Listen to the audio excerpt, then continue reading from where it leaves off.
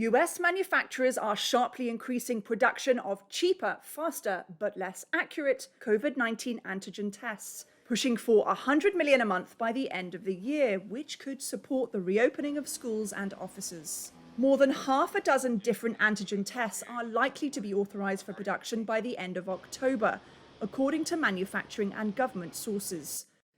Regulators have already authorized antigen tests from companies like Becton Dickinson & Co., as well as Abbott Laboratories, Quidel Corp, and Lumira DX. They currently have the capacity to make around 40 million a month, but hope to double that by year-end, according to Reuters analysis. The benefit of antigen tests, which scan for the proteins found in or on the virus, is that they can be done much faster than others, within 15 minutes, and cost as little as $5 each.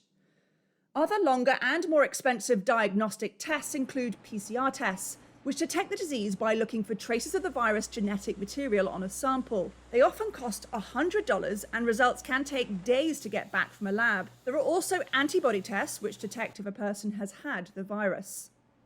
However, a problem with antigen tests is reliability. They typically detect the virus around 80 to 90% of the time, far below the 95% lab-based test results, meaning false negatives could raise the likelihood sick people spread the disease without knowing.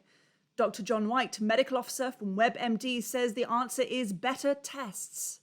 We need to demand quicker tests that are just as accurate. Let's have a rapid test so we can do more testing and do it more quickly, but let's make sure that we manage those false positives and false negatives and get people the most accurate information as quickly as possible. A lack of testing, with little federal coordination early in the pandemic, hurt efforts to control the virus, which has now infected 6 million people in the United States.